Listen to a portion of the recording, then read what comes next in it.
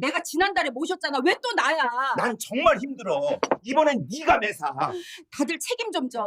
엄마 좀 생각해. 엄마, 그냥 요양원 가세요. 우리도 이제 힘들어요. 자식 셋이 서로 책임을 미루던 날, 여든의 한정수는 조용히 자리에서 일어섰다.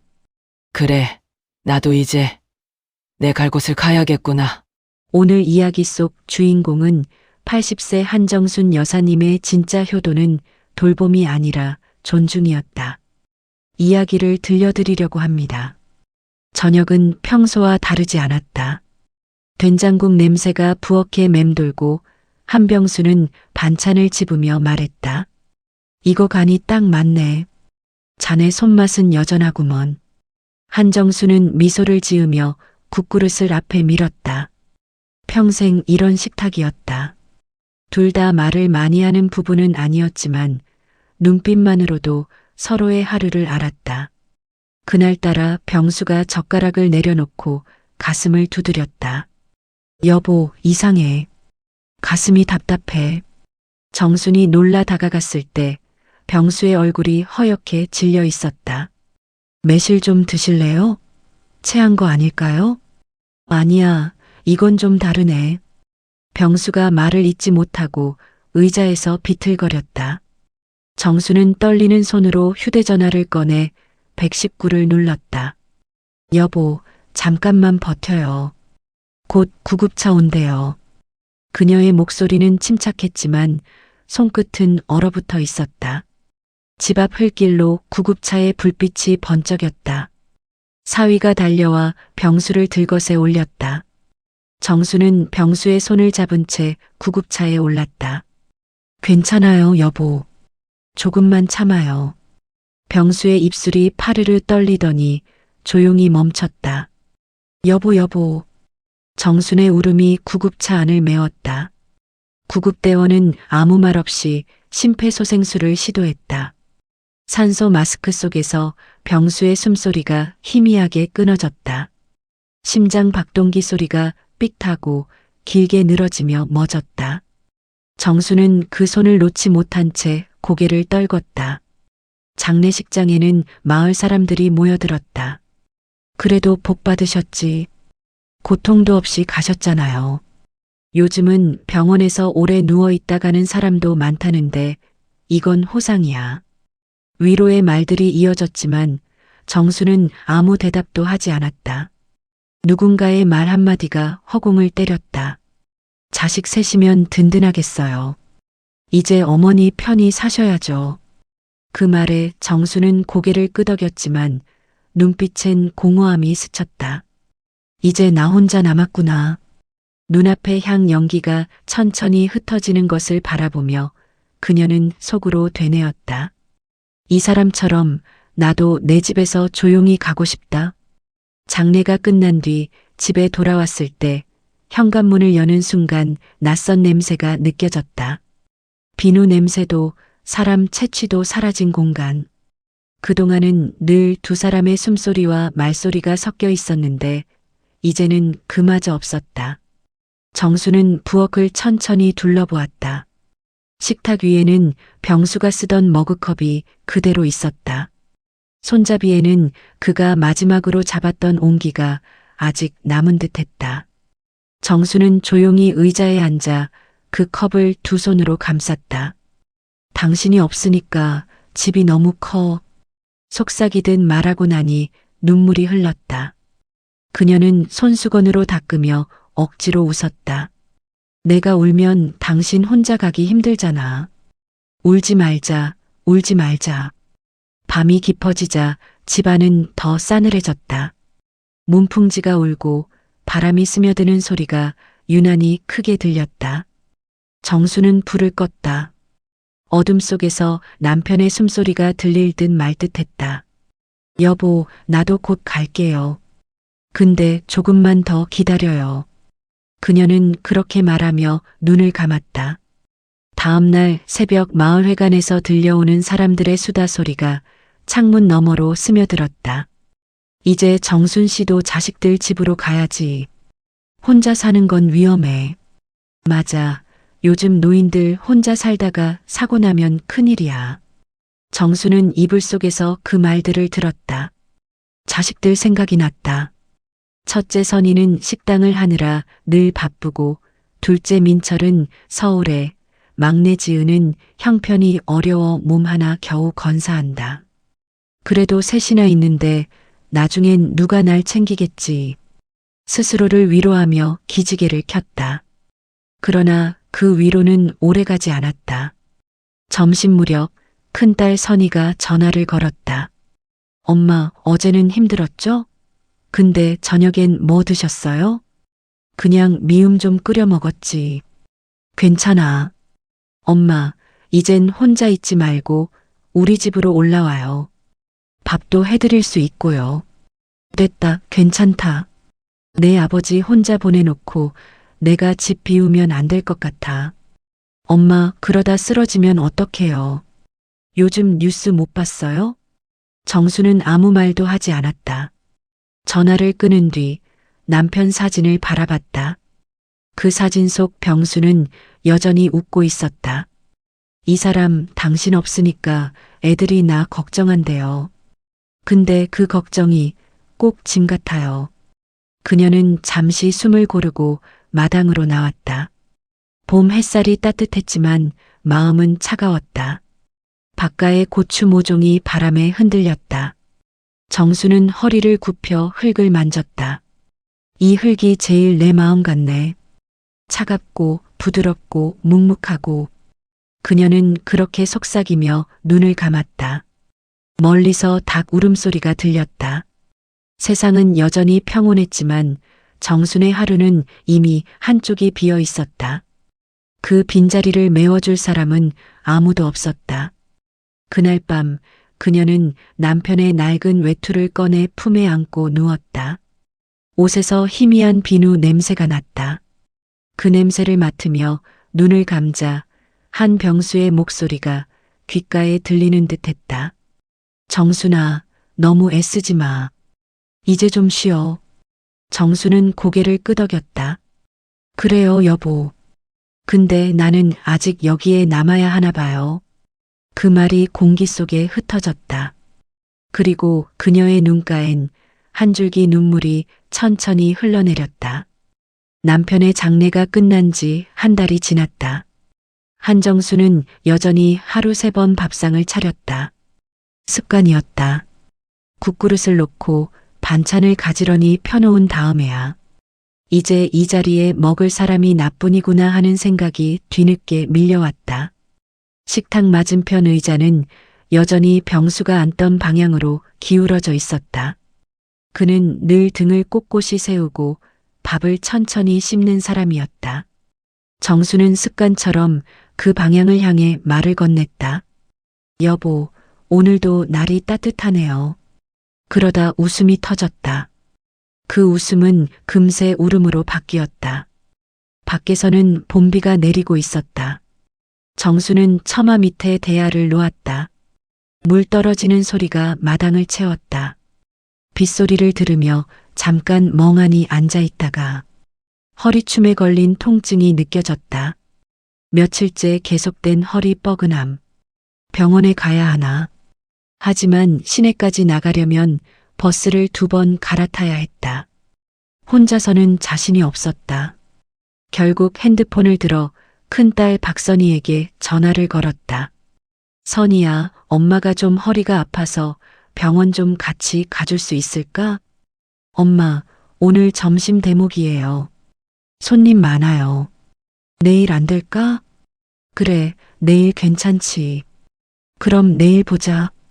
전화를 끊자마자 정수는 한참 동안 핸드폰을 들고 있었다. 이제 내가 누군가의 방해가 되는구나. 그녀는 천천히 앉아 다리 위에 손을 얹었다. 무릎 아래로 뜨뜻한 전기가 내려가는 것 같았다. 아픈 것도 외로운 것도 이제는 당연해진 듯했다.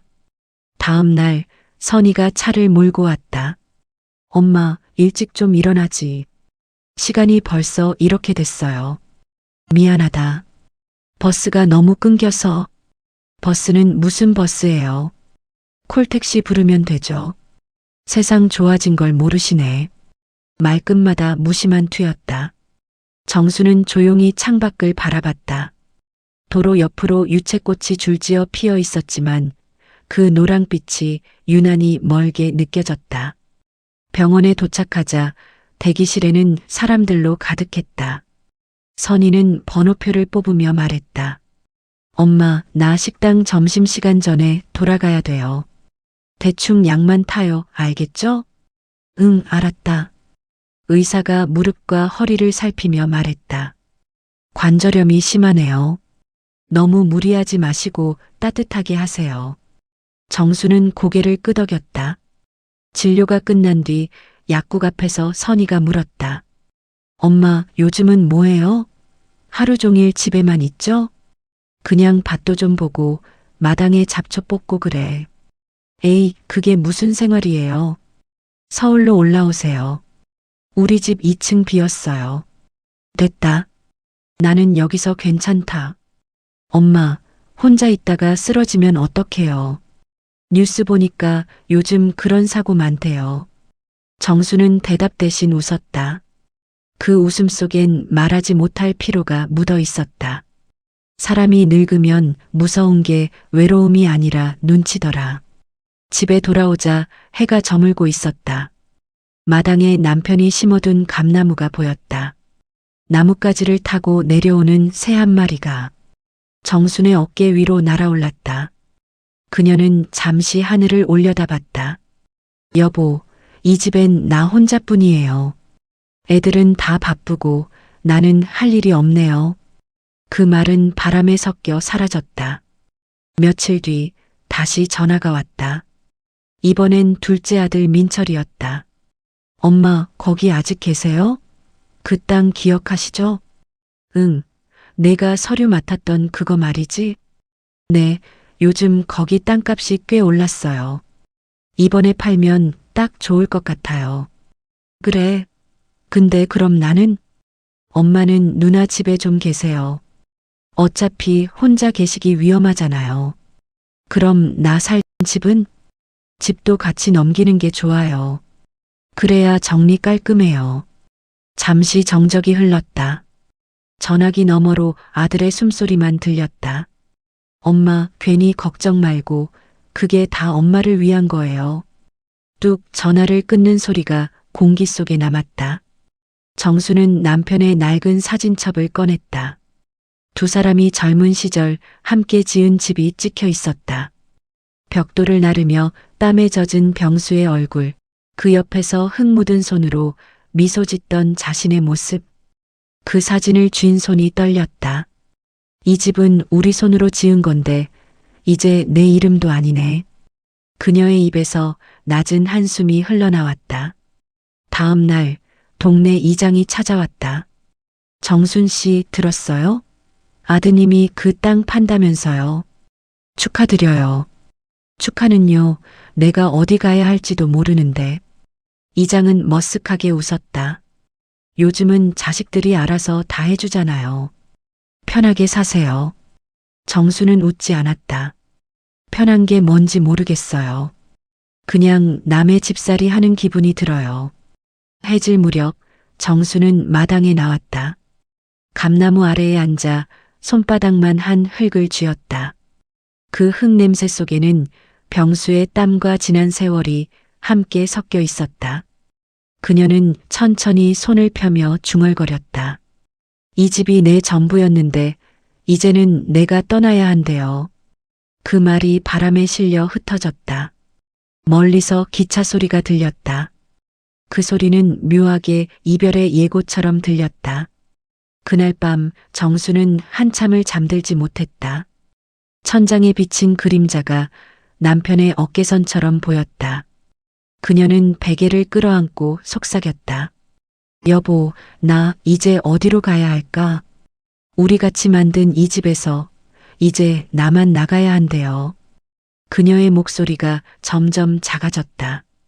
밤이 깊어지자 창밖의 빗방울이 처마 끝을 때렸다. 정수는 조용히 눈을 감았다.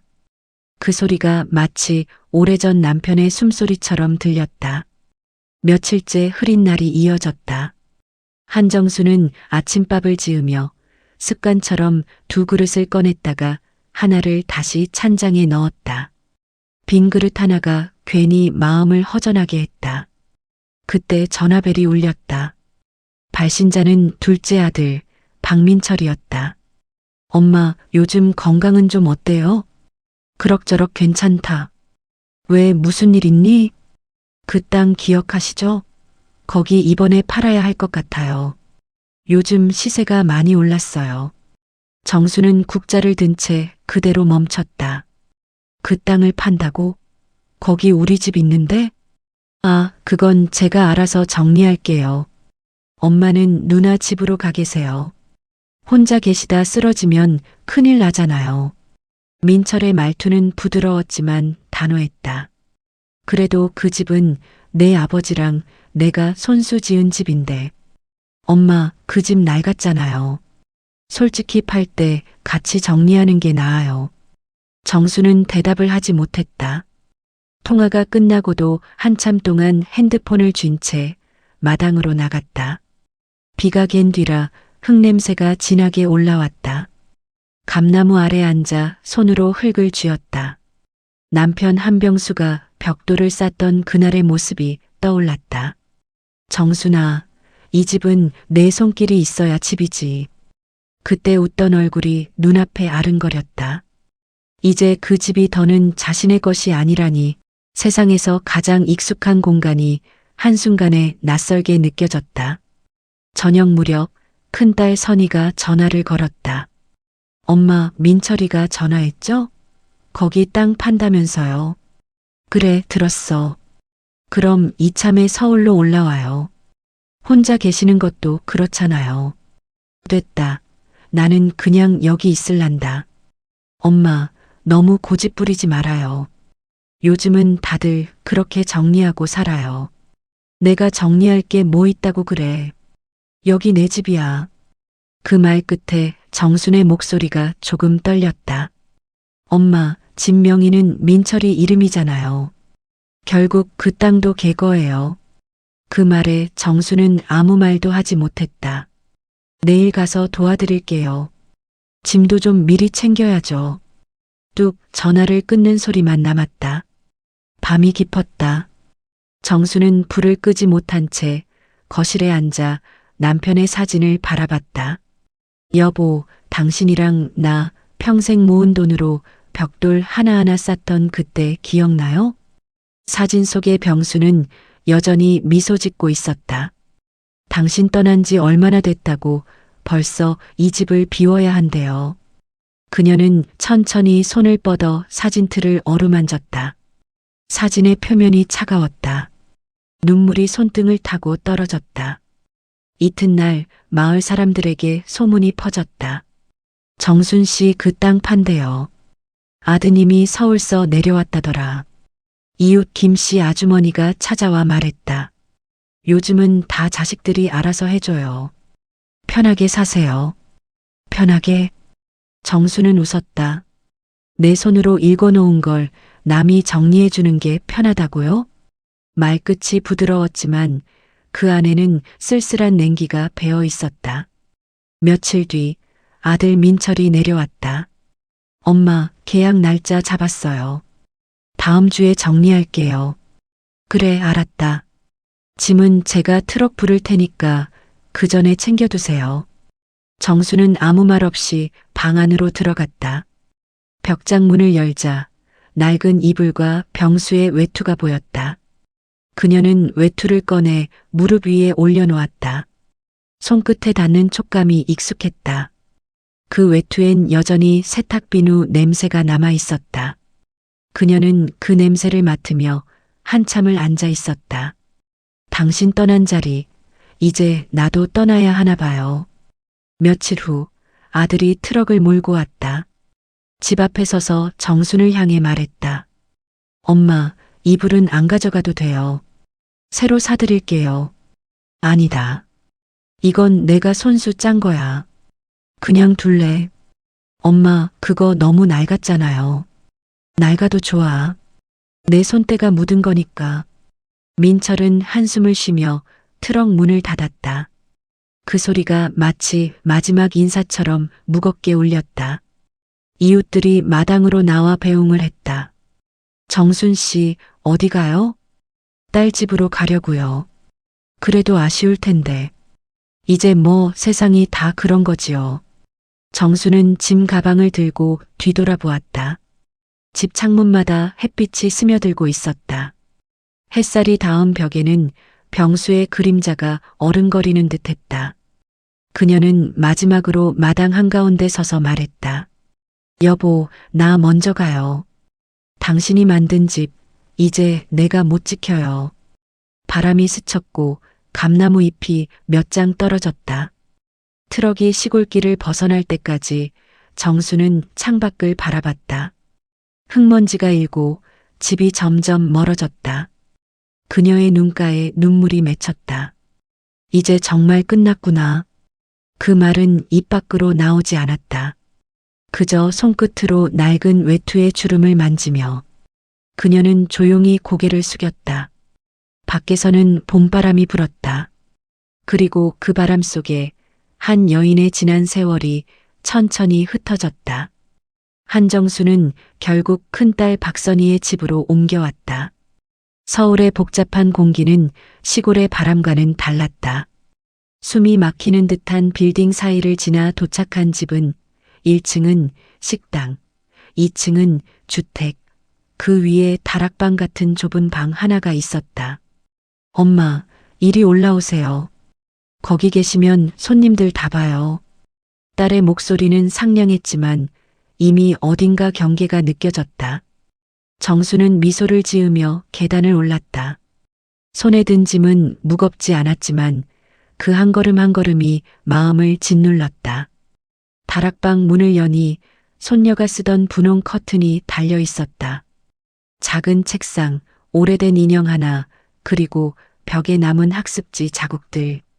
정수는 그 앞에서 한참을 서 있었다. 그래, 여기면 되겠구나. 그 말은 자신을 설득하려는 혼잣말처럼 들렸다. 저녁 시간 아래층 식당에서는 그릇 부딪히는 소리가 쉴 새 없이 들렸다. 정수는 조용히 내려와 설거지를 거들었다. 엄마, 그냥 올라가서 쉬세요. 손님 많잖니? 내가 좀 도울게. 엄마, 진짜 괜찮아요. 식기세척기도 있고요. 선희의 말투엔 분명 도움보단 방해라는 의미가 숨어 있었다. 정수는 말없이 고무장갑을 벗었다. 그래, 그럼 올라갈게. 그녀는 다시 좁은 계단을 올랐다.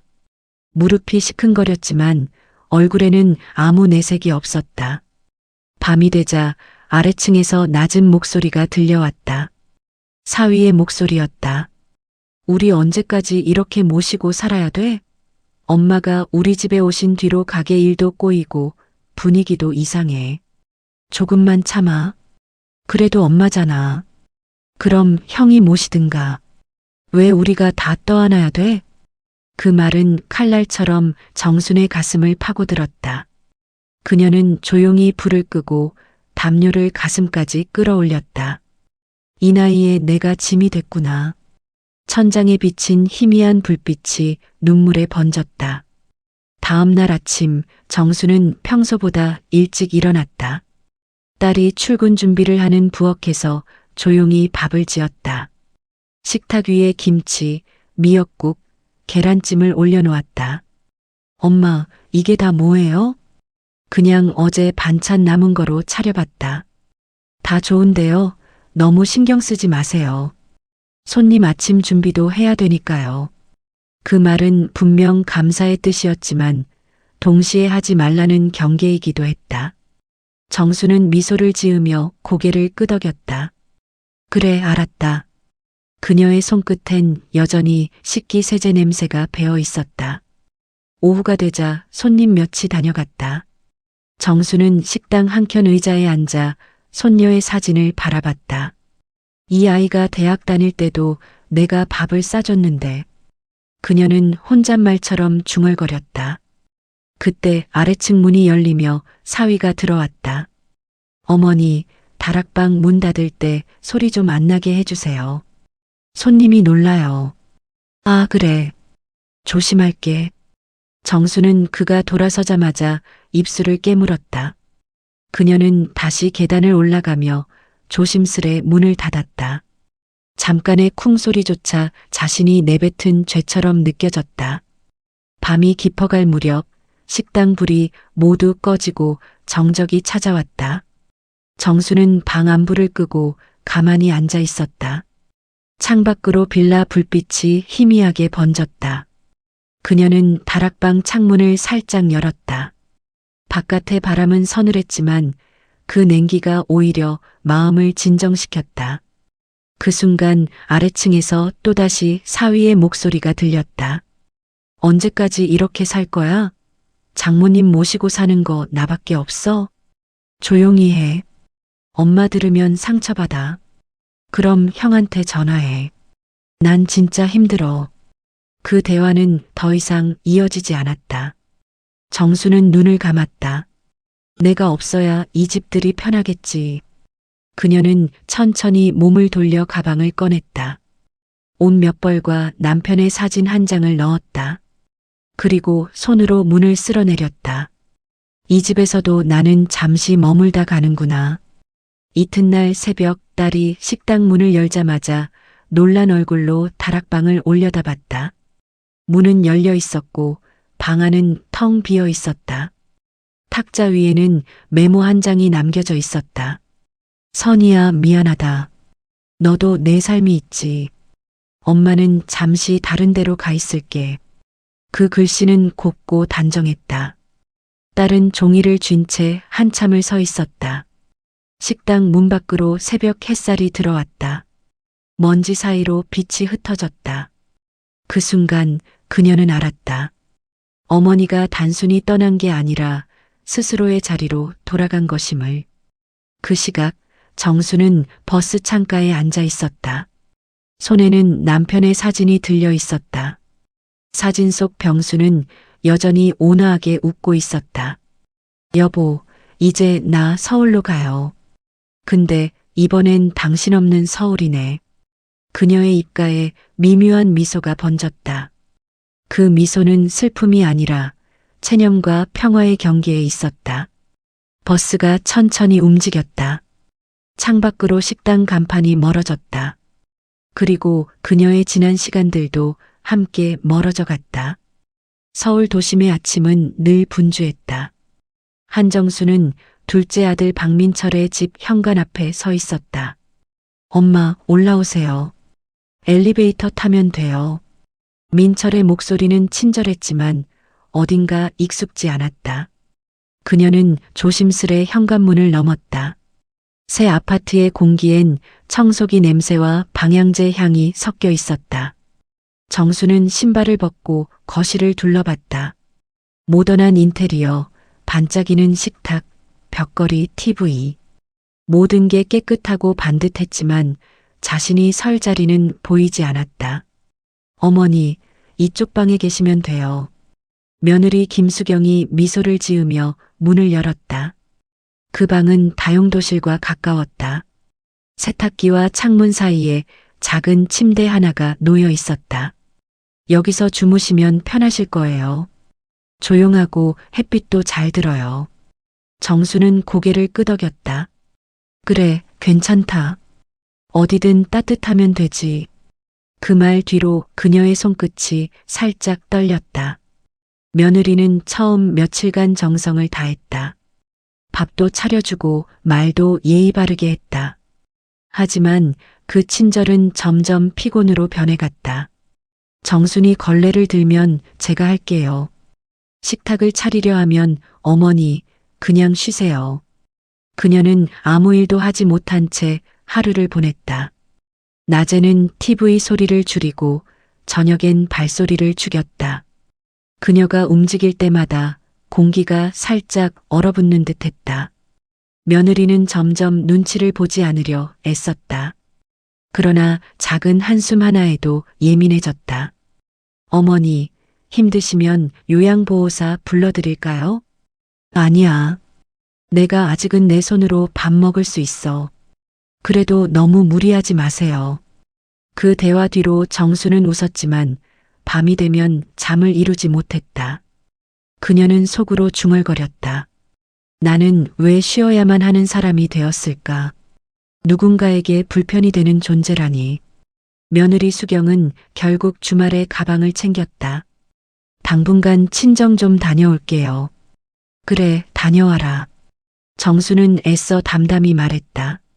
하지만 며느리가 떠난 뒤 아들은 전화기를 붙잡고 소리를 높였다. 그렇게 갑자기 가버리면 어떡해.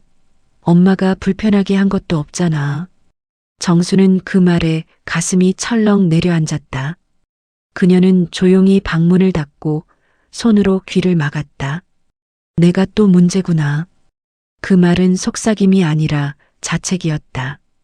며칠 뒤 식탁 위에는 세 자식의 이름이 적힌 메모가 올려져 있었다.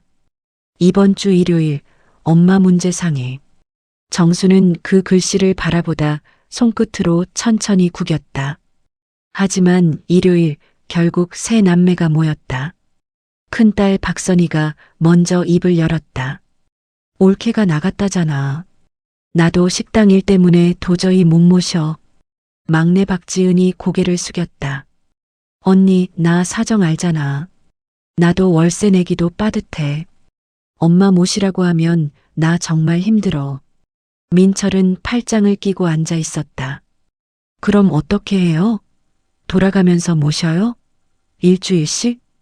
그게 효도냐? 선희가 쏘아붙였다. 그럼 내가 계속 모셔. 땅 판 돈도 내가 챙겼잖아. 그건 엄마가 원하셨잖아요. 방 안의 공기가 점점 싸늘해졌다. 정수는 아무 말 없이 그들을 바라봤다. 자식 셋, 한때 세상 무엇보다 사랑스러웠던 얼굴들. 그들의 입에서 오가는 말들이 낯설게 들렸다. 저 애들이 언제 이렇게 멀어졌을까? 아니, 내가 멀어진 건가? 막내 지은이 조심스레 말했다. 엄마, 그냥 요양원 들어가시는 건 어때요? 요즘 시설도 깨끗하고 사람들도 친절하다던데. 그 말에 선희가 고개를 돌렸다. 지은아, 내가 그 말할 자격 있어? 엄마한테 한 번이라도 용돈 드린 적 있어? 언니는 맨날 식당 핑계 대잖아. 그만해라. 정순이 조용히 입을 열었다. 세 사람의 말이 멈췄다. 그녀는 천천히 일어나 벽 쪽에 기대어 섰다. 나 이제 알겠다. 내가 없어야 너희가 편하겠구나. 엄마, 그런 뜻이 아니에요. 아니다. 그 말이 맞다. 내가 짐이 된 거야.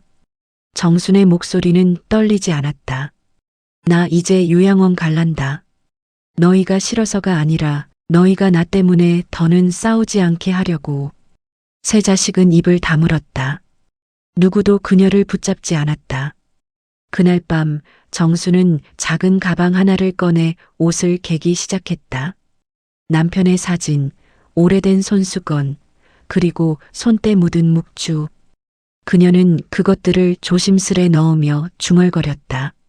병수 아버지, 나도 이제 당신 따라 준비하오. 창밖의 불빛이 희미하게 흔들렸다. 그녀의 그림자가 벽에 길게 늘어졌다. 그 그림자는 마치 지난 세월의 흔적처럼 천천히 조용히 사라지고 있었다. 거실 공기는 싸늘했다. 식탁 한가운데 놓인 찻잔 3개가 식어 있었다. 한정수는 조용히 자리에 앉아 자식들의 얼굴을 바라봤다. 그들은 서로 시선을 피했다. 한때 서로의 생일을 챙기던 남매였지만 이제는 누가 엄마를 맡을지 계산 중이었다. 올케가 나갔다잖아. 내가 또 모시면 우리 집은 진짜 무너진다. 큰딸 박선희가 먼저 말을 꺼냈다. 식당도 힘들고 사위도 요즘 신경 예민해. 나 혼자 다 감당 못해. 막내 박지은이 입술을 깨물었다. 언니, 나 사정 모르지? 나 월세 밀렸어. 나한텐 진짜 말도 꺼내지 마. 그럼 내가 효녀야? 맨날 사정만 하잖아. 그럼 언니가 효녀야? 엄마한테 다락방 내준 게 효도야? 서로의 말이 꼬리를 물었다. 탁자 위에 찻잔이 덜컥거렸다. 둘째 박민철이 한숨을 쉬며 팔짱을 꼈다. 그럼 어떻게 해요? 셋이 돌아가면서 모셔요? 일주일씩? 선희가 즉시 받아쳤다. 그게 사람 대접이야? 짐짝 돌리듯이? 그럼 누나가 계속 모셔요? 나 혼자 애들 학비에 대출까지 갚고 있는데. 그 말에 정순의 눈빛이 흔들렸다. 됐어. 그녀의 입에서 낮고 단단한 목소리가 흘렀다. 그만해라. 세 자식의 대화가 멈췄다. 정수는 천천히 일어나 방 안의 시계를 바라봤다. 초침이 고요히 움직이는 소리가 유난히 크게 들렸다. 그녀는 손바닥을 무릎에 얹고 말했다. 나 이제 요양원 갈란다. 세 남매의 얼굴이 동시에 굳었다. 엄마, 그게 무슨 말이에요? 너희가 싫어서 가는 게 아니다. 정순의 눈빛엔 결심이 깃들어 있었다. 이 집 저 집 전전하면서 눈치 보는 것도 지겹고 너희가 나 때문에 싸우는 것도 이제 그만 보고 싶다. 민철이 급히 말을 끊었다. 엄마, 너무 감정적으로 생각하지 말아요. 감정으로 사는 게 사람이야. 근데 나는 이젠 그 감정마저 남아있지 않다. 그녀의 목소리는 차분했다. 내 통장에 너희가 준 돈 다 모아놨다. 그걸로 내 밥값 낼 테니 이제 걱정 마라. 선희가 눈시울을 붉혔다. 엄마, 그렇게 말하지 마. 우리가 모실게. 너는 내 삶이 바쁘다. 내 사위가 뭐라 하든 이해한다. 지은이 조심스럽게 덧붙였다. 엄마, 나도 나중에 형편 나아지면. 그런 말 이제 그만해라. 나중이란 게 오긴 오냐? 정순의 입가엔 씁쓸한 미소가 번졌다. 나는 지금 살아있다. 근데 너희는 늘 나중에만 이야기하더라. 방 안의 공기가 다시 얼어붙었다. 정수는 의자를 밀어내고 서 있었다. 그녀의 등이 작게 떨렸지만 그 자세는 곧게 서 있었다. 내가 없어야 너희가 평안하겠지. 그래, 그게 좋다. 이게 다 내 잘못이야. 사람을 너무 믿고 정을 너무 줬어. 민철이 황급히 다가왔다. 엄마, 그런 말 마요. 우리가 잘못했어요. 아니, 내 잘못 아니다.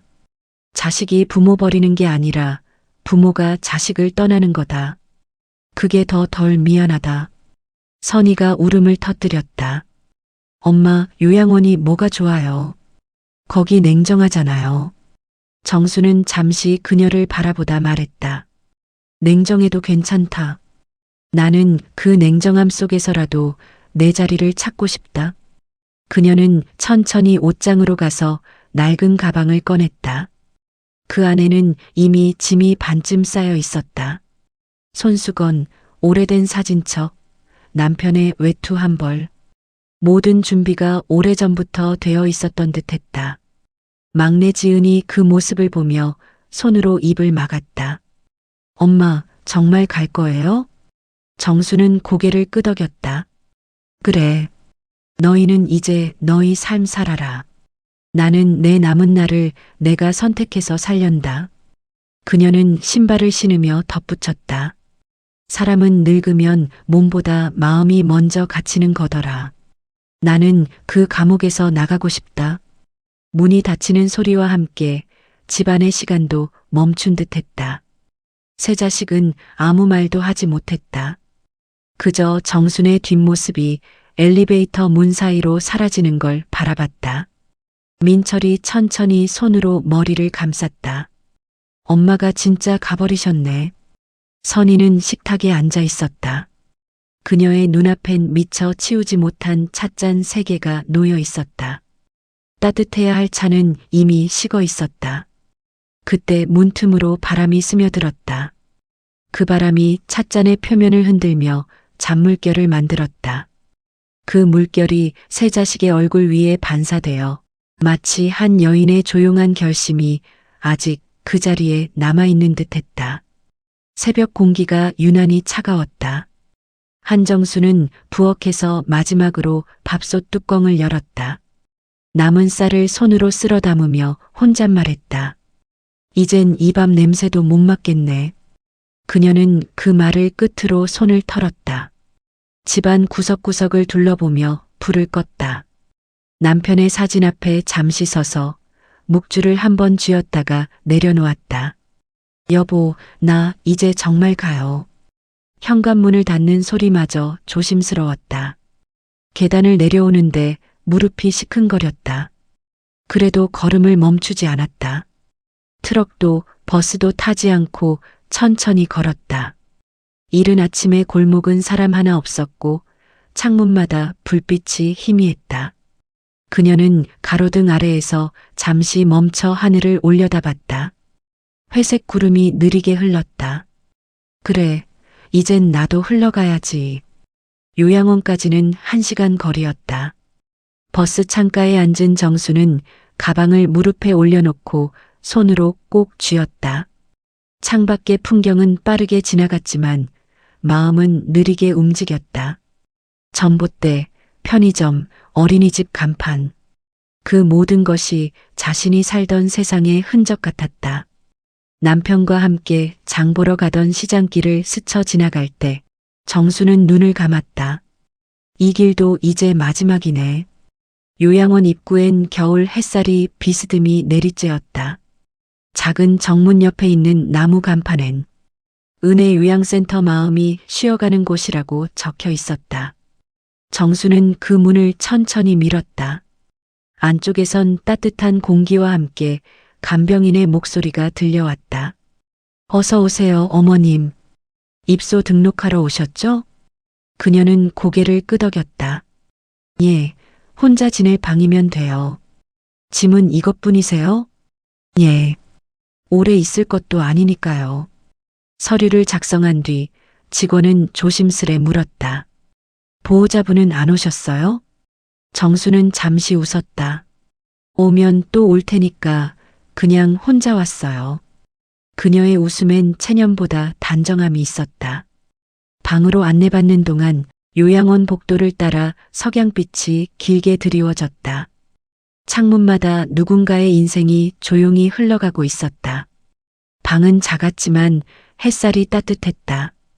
작은 화분 하나와 흰 커튼이 바람에 살짝 흔들렸다. 그녀는 가방에서 남편의 사진을 꺼내 창가에 놓인 탁자 위에 조심스레 세웠다.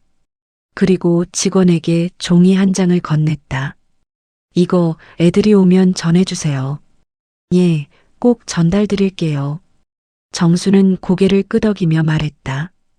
고맙습니다. 내가 여기 있는 동안은 오지 않아도 된다고 전해주세요. 그날 저녁 요양원에서는 자식들에게 전화를 걸었다. 어머님이 편지를 남기셨습니다. 세 남매는 각자의 자리에서 그 전화를 받았다. 큰딸 선희는 식당 주방에서 칼을 멈췄고 둘째 민철은 사무실 한켠에서 모니터를 바라보며 굳어 있었고 막내 지은은 퇴근길 버스 안에서 눈을 감았다. 잠시 후 요양원 직원이 정순의 편지를 읽어주었다. 내가 여기 있는 동안은 오지 않아도 된다. 너희를 미워해서가 아니라 내가 편해야 너희도 편하니까. 나는 병수 아버지 있는 곳으로 갈 준비하며 살겠다. 내 걱정 말고 너희 인생 잘 살아라. 그래야 나도 웃으며 눈 감을 수 있지. 편지가 끝났을 때 아무도 말을 하지 못했다. 오직 숨죽인 울음만 전화를 타고 흘렀다. 요양원 직원이 조용히 말했다. 어머님께서 평안해 보이세요. 방 창가에 앉아 미소 짓고 계셨어요. 그 시각 정수는 요양원 창가에 앉아 있었다. 손에 들린 묵주를 천천히 굴리며 멀리 산 너머로 지는 해를 바라봤다. 붉은 빛이 서서히 방 안을 물들였다. 그녀는 창문을 반쯤 열고 찬바람이 얼굴을 스치는 걸 느꼈다. 그 바람 속엔 흙냄새와 나무 냄새, 그리고 오래된 집의 기억이 섞여 있었다. 여보, 나 이제야 좀 편해요. 그녀의 목소리는 아주 낮았지만 그 말은 바람에 섞여 멀리 흩어졌다. 밖에서는 석양이 사라지고 요양원의 불빛들이 하나둘 켜졌다. 정수는 천천히 두 손을 모았다. 그 순간 얼굴에는 오래된 평화가 피어났다. 그녀는 마침내 세상 어느 곳에서도 방해받지 않는 자신의 자리를 찾은 듯했다. 요양원 창밖에는 봄비가 내리고 있었다. 한정수는 천천히 창문을 닫았다. 유리창 너머로 피어오르는 안개 속에서 그녀는 남편 한병수의 사진을 바라보며 미소 지었다. 여보, 올해도 봄이 오네요. 그 목소리는 낮았지만 단단했다. 그녀는 두 손으로 무릎 위 묵주를 굴렸다. 방 안의 공기는 따뜻했고 그녀의 얼굴엔 오랜 평화가 깃들어 있었다. 그로부터 석 달 뒤 요양원으로 전화 한 통이 걸려왔다. 어머님께서 갑자기 의식을 잃으셨습니다. 그날 저녁 세 자식은 동시에 병원으로 달려왔다. 복도 끝 응급실 문 앞에서 큰딸 박선희가 떨리는 목소리로 말했다. 우리 너무 늦은 거 아니야? 의사는 조용히 고개를 저었다. 평온하게 가셨습니다. 미소 짓고 계셨어요. 그 순간 세 남매는 아무 말도 하지 못했다. 누구의 탓도 아닌 듯, 그러나 모두의 탓인 듯 침묵이 흘렀다. 정순의 얼굴은 편안했다. 마치 오랜 기다림이 끝난 사람처럼 그녀의 손에는 여전히 묵주가 감겨 있었다. 그 손등 위엔 햇빛이 부드럽게 내려앉았다. 며칠 후 장례식장이 마련되었다. 향냄새와 흰 국화꽃이 복도에 가득했다. 민철은 상주 자리에 앉아 고개를 숙였다. 앞에 놓인 영정 속 어머니는 마치 괜찮다고 말하는 듯 미소를 짓고 있었다. 그 미소를 보자 선희는 더 이상 울음을 참지 못했다. 엄마, 내가 너무 늦었네. 그녀는 국화 한 송이를 꺼내 들고 영정 앞에 놓으며 속삭였다. 이제야 알겠어. 엄마는 우리한테 기대고 싶지 않았던 거야. 막내 지은은 그 옆에서 입술을 깨물었다. 그녀는 어머니의 가방을 조심스레 열었다. 그 안엔 손편지 한 장이 있었다. 편지의 끝에는 이렇게 적혀 있었다. 내가 떠나면 울지 마라. 자식이 부모에게 빚을 진 게 아니라 부모가 자식에게 삶을 빌려 쓴 거다. 나는 너희 덕에 살았고 이제는 돌려줄 때가 되었을 뿐이다. 그 글을 읽는 순간 세 남매의 눈에서는 같은 눈물이 흘렀다. 민철은 손으로 얼굴을 감쌌다. 엄마, 그날 내가 왜 그랬을까? 그냥 여기 있어요. 그 한마디만 했으면 됐는데. 그의 목소리는 갈라졌고 선희는 그 옆에서 조용히 어깨를 감쌌다. 그날 저녁 장례를 마치고 세 남매는 함께 집으로 돌아왔다.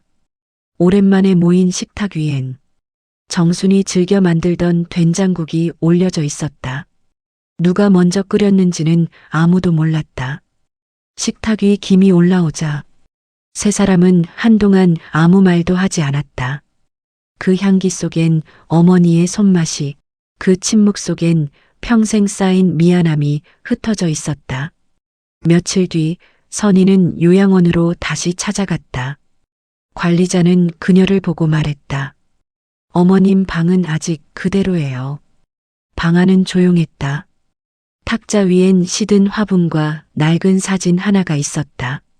남편과 나란히 앉은 젊은 시절의 정순이었다. 그 옆에 놓인 메모에는 짧은 글씨가 적혀 있었다. 이곳은 이제 내 집입니다. 편히 놓고 가요. 선희는 그 문장을 바라보다 천천히 웃었다. 눈물이 번져 시야가 흐려졌지만 그 웃음은 오래 묵은 마음의 돌을 내려놓는 듯했다. 그녀는 창문을 열고 부드러운 바람을 맞았다. 햇살이 커튼 사이로 흘러들어와 방 안을 따뜻하게 비쳤다. 엄마, 잘 가요. 이제 걱정하지 말고. 그녀는 창밖을 바라보았다. 멀리 벚꽃이 흐드러지게 피어 있었다. 그 순간 한 줄기 바람이 들어와 커튼을 부드럽게 흔들었다. 그 바람에 탁자 위의 묵주가 살짝 흔들리며 작은 소리를 냈다. 마치 어머니의 대답 같았다. 그래, 이제 괜찮다. 그리고 장면은 조용히 멈춘다. 햇살 아래 놓인 사진 속 정순의 미소만이 이야기의 마지막 온기로 남아 있었다.